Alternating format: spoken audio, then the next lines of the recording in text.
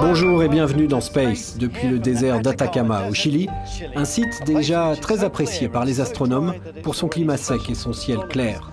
Aujourd'hui, les scientifiques européens l'ont choisi pour construire le plus grand télescope optique infrarouge au monde.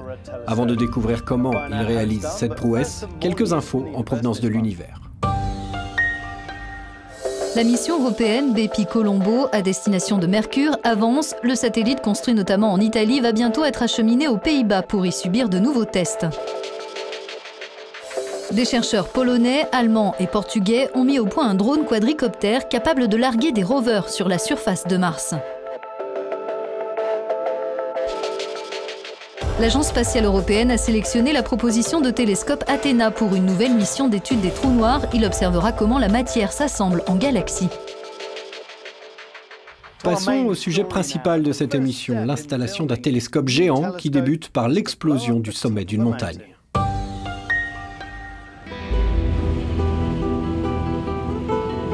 C'est un désert en plein désert.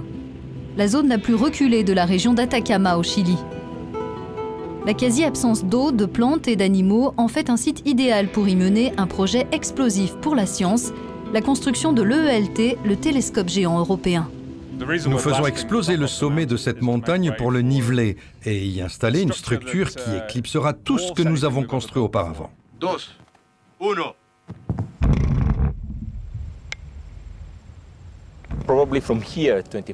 Peut-être que depuis ici, à 25 km de distance, ça a fait juste un petit pouf. Mais en réalité, nous avons dynamité 5000 mètres cubes de roches. Environ 11 000 tonnes de roches se sont retrouvées propulsées dans les airs. Cette roche est à présent en contrebas du sommet du Cerro Armazones à 3000 mètres d'altitude. Bientôt, les scientifiques disposeront ici d'une plateforme de 150 mètres de diamètre. Et voilà à quoi ressemblera la structure qui va y prendre place, l'EELT, édifié par l'ESO, l'Observatoire européen austral, qui sera doté d'un miroir de 39 mètres, un record. Mon rôle, c'est de le concevoir, de le faire sortir de terre et de le mettre à disposition de la science. On est vraiment au milieu de nulle part. On a construit une route, une plateforme, et on doit tout créer pour accueillir la plateforme.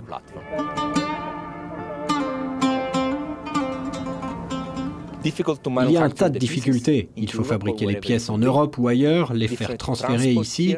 Ça fera énormément de conteneurs de pièces. Les assembler ici sur site, alors qu'il y fait sec, très sec, qu'il y a beaucoup de soleil et de rayonnement, et ensuite il faut faire tenir tout ça au sommet de la montagne.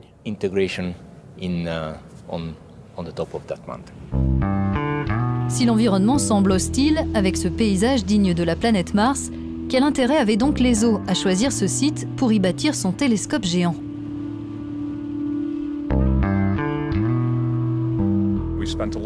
On a passé beaucoup de temps à déterminer quelle montagne avait le ciel le plus clair, laquelle était la moins entourée de nuages la nuit et sur laquelle le scintillement des étoiles était le moins fort. Cette montagne était en tête de notre classement et c'est pour ça qu'on l'a choisie.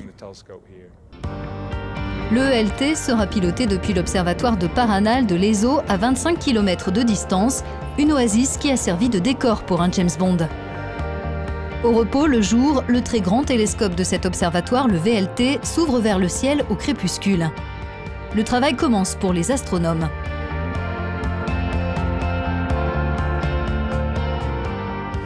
Nous sommes dans la salle de contrôle de l'observatoire Paranal. C'est d'ici que nous faisons fonctionner les télescopes. Chaque nuit, la mission consiste à collecter des données pour les scientifiques européens. Cela passe par l'observation de galaxies lointaines comme de planètes de notre système solaire. Et même si le VLT est déjà un instrument puissant, l'EELT va changer la donne. Il y a des étoiles qu'en fait, on peut à peine détecter depuis l'espace ou depuis la Terre. On ne peut pas en obtenir de spectre avec les outils que nous avons aujourd'hui. Le EELT va nous permettre de le faire. On va être capable de tellement de choses, c'est prodigieux. Quelle différence entre l'EELT et les meilleurs télescopes spatiaux? Des instruments comme Hubble, gérés par la NASA et l'ESA, observent l'univers depuis l'espace de manière continue. De plus, Hubble, comme son successeur James Webb, peut voir des longueurs d'onde invisibles depuis la Terre. Reste que l'EELT collectera plus de lumière et verra plus nettement les détails. Dans certains domaines, l'espace est très important pour pouvoir observer, par exemple, dans ce qu'on appelle l'infrarouge thermique, l'espace est très favorable. Pour observer dans l'ultraviolet, l'espace est très favorable. Par contre, il y a des domaines au sol où on peut observer à plus haute résolution, on peut observer avec des techniques différentes et dans des domaines différents qui sont, je dirais pas compétiteurs, mais qui sont complémentaires. De nombreux astronomes vont combiner les données spatiales et terrestres pour les compléter les unes les autres. C'est ce qu'ils font déjà. Ils utilisent les données du télescope spatial Hubble pour détecter des objets très faibles en lumière et ensuite ils se tournent vers le VLT pour obtenir un spectre de ces objets. Parmi les objets scrutés par les astronomes, des planètes en orbite autour d'autres étoiles que notre Soleil. Ces exoplanètes intéresseront particulièrement le ELT lorsqu'il sera mis en service après une décennie de construction. L'une des principales avancées en astronomie ces 5 dernières années, c'est la découverte d'une immense diversité d'exoplanètes. On sait aujourd'hui qu'elles sont très différentes de notre Terre, de Mars, de Vénus et de Jupiter. L'ELT va nous permettre de définir les caractéristiques de ces planètes. À l'heure actuelle, on a seulement des indices sur leur nature, mais le télescope géant sera capable de mesurer leur atmosphère et de voir de quoi elles sont composées. Pour la première fois, nous allons pouvoir obtenir des images de planètes tournant autour d'autres étoiles. On pourra déterminer si elles présentent des traces de vie. Et évidemment, dans le contexte dans lequel nous vivons, ça va tout changer. Nous vivrons dans un monde nouveau si nous savons que nous ne sommes pas seuls. L'ELT ne traquera pas des formes de vie intelligentes, mais recherchera les conditions propices à la vie, ouvrant peut-être la voie à une découverte capitale pour l'humanité. Toute l'année, nous suivons la mission Rosetta de l'ESA. L'équipe traque une comète en attendant d'y poser un atterrisseur, direction le centre des opérations, en Allemagne.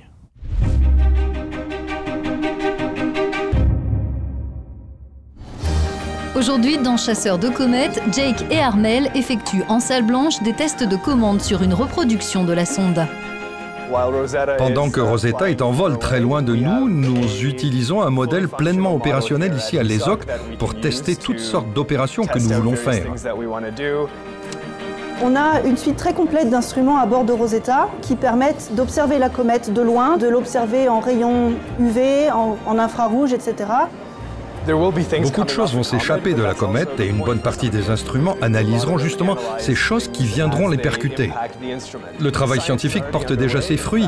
L'un des instruments Miro a récemment détecté de l'eau sur la comète, ce qui est déjà une chose très intéressante pour nous. Donc on avance.